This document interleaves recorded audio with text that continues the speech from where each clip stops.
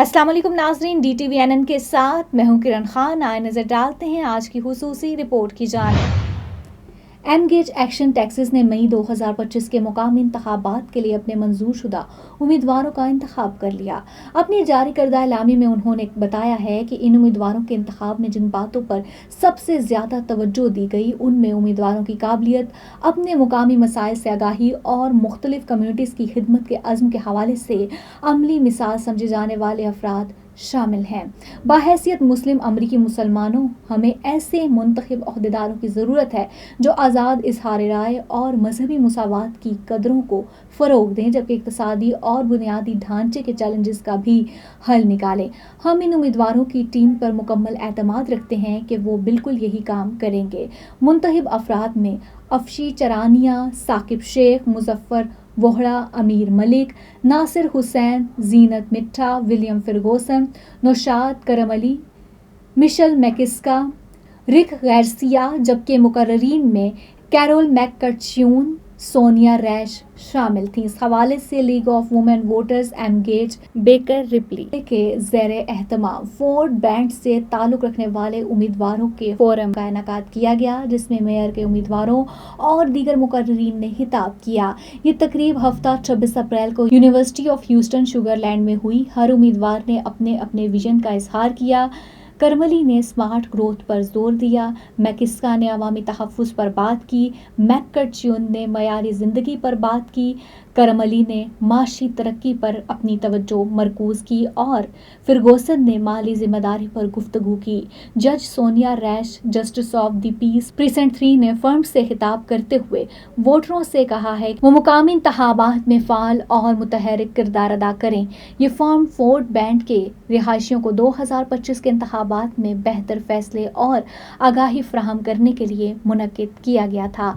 आइए आपको दिखाते हैं फोरम में क्या क्या हुआ। Since this is a 501c3 event, that we remain respectful and not venture into hate. So ad hominem attacks will also not be tolerated. And us MCs reserve the right to ask candidates who are unable to hold themselves to this standard to leave the stage. I don't think we're going to do that, and I hope we don't. And we expect the same level of decorum from the audience as well. So I'm now going to pass off the microphone to Nikki, who appears to have... Hi, my name is Afshi Charania, and I live in Fort Benning ISD. I've lived here for about 35 years. I am a product here of Fort Benning ISD, went to local high school, Clements, and I have a son here who goes to Sir Tasha Middle School. I've been volunteering in this community for over 35 years, which is when I landed here.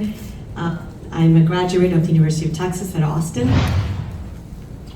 Hello, my name is Rick Garcia. I am on the school board, incumbent, current board vice president, and it's a pleasure and honor to be here.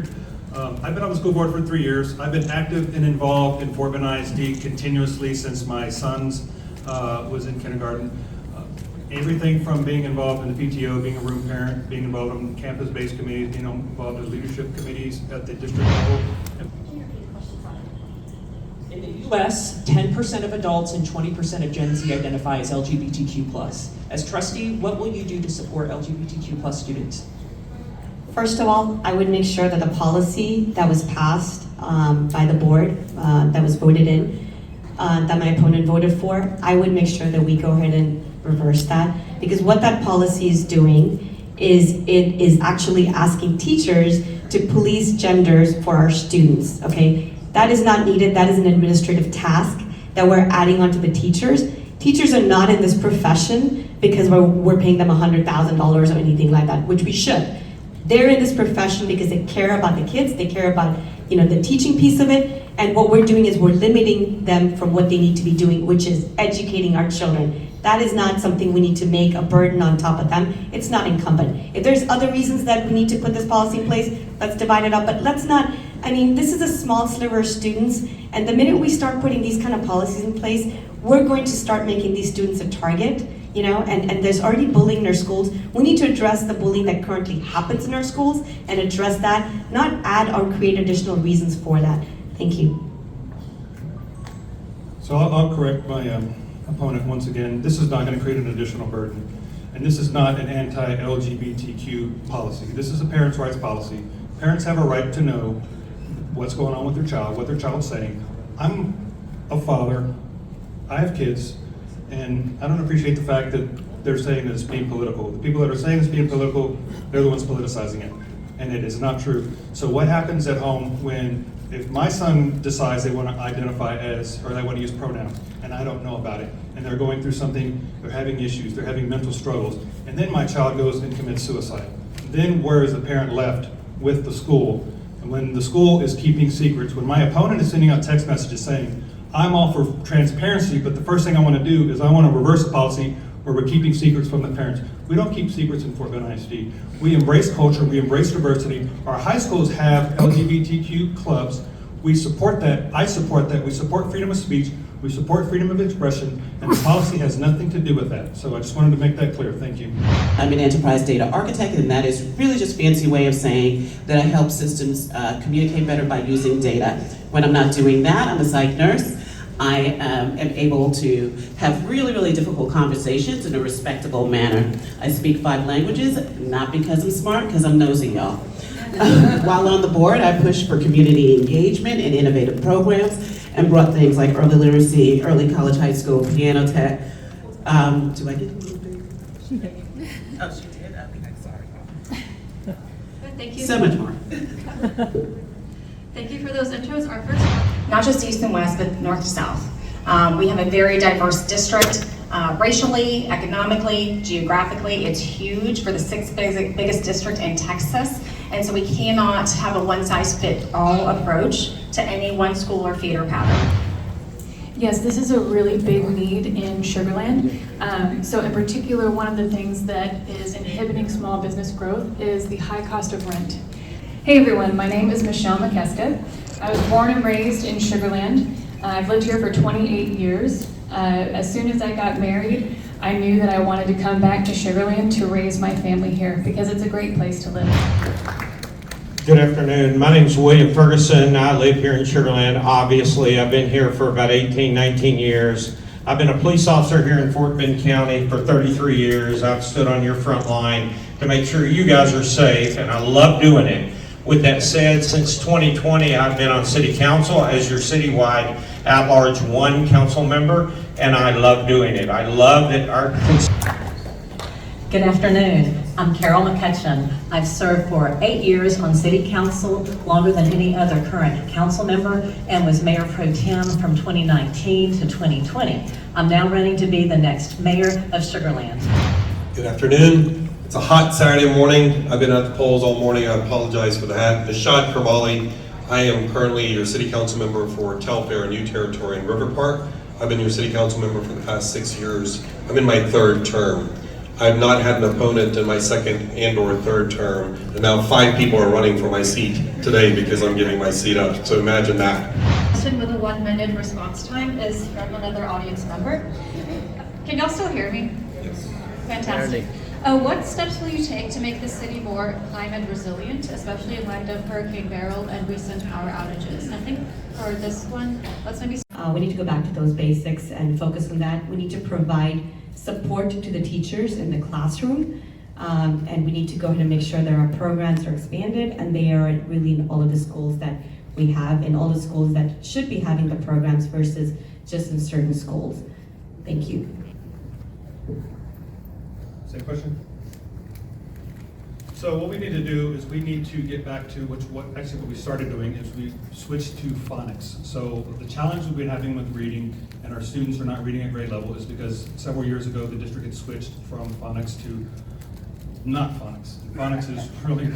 It's not incumbent. If there's other reasons that we need to put this policy in place, let's divide it up, but let's not, I mean, this is a small sliver of students, and the minute we start putting these kind of policies in place, we're going to start making these students a target, you know, and there's already bullying in our schools. We need to address the bullying that currently happens in our schools and address that, not add or create additional reasons for that. Thank you.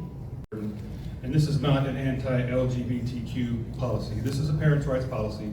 Parents have a right to know what's going on with their child, what their child's saying. I'm a father, I have kids, and I don't appreciate the fact that they're saying that it's being political. The people that are saying it's being political, they're the ones politicizing it, and it is not true. So what happens at home if my son decides they want to identify as, or they want to use a pronoun. So if you all see that right now, social media is a key, and that's how the city of Sugar Land has been doing it. They just start promoting their events and everything on social media. But in city of Sugar Land, we do not have any platform for small businesses where they can promote. Say live, I know it's an issue on 99 where the hospital is.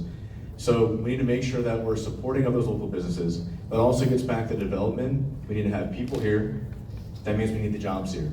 So if we bring in the big businesses that we've lost, and we give people a reason to live and to work in Sugar Land, that's going to bring back the people that are going to spend their money at these local businesses. EMS first responder, that's gone very well. Where we need improvement is possibly transparency and getting public input into the new project. I mean, the power plant was one example. Everybody talks about what they want to do. I'm going to tell you what I've already done for District 2. So in District 2, we have our aging infrastructure. We recognize that. I started out on the Homeowners Association and then worked on our MUD 67, and I was part of that group and the chairman through the annexation with the city of Sugar. He took my answer on what the city does well. That's okay, Sanjay, I knew you were going to do it.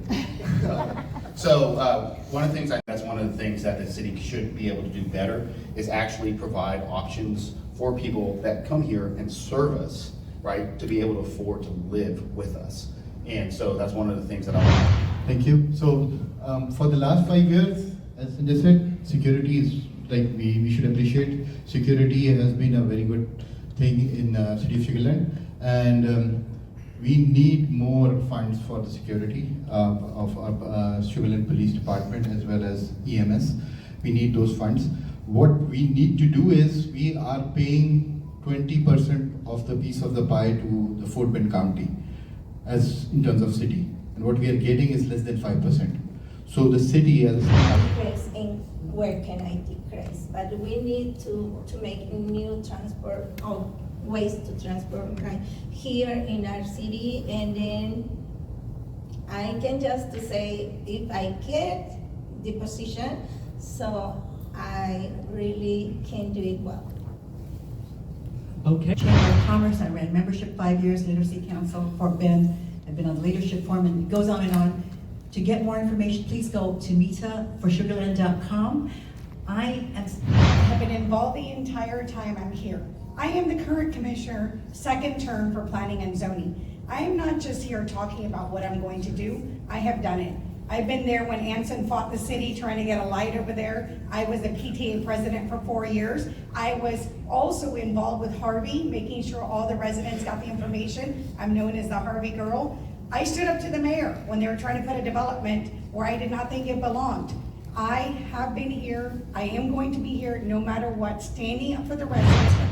So everything from water, sewer, drainage, we've been through Hurricane Harvey, and we know what happened there. So in 2019, there was a bond issue that was passed to remediate flooding and included approximately $50 million for that purpose. Now, most of those projects are completed. There are some flooding remediation projects that have included the 2024 bond issue, which should finish the flood projects. The traffic issue is another issue.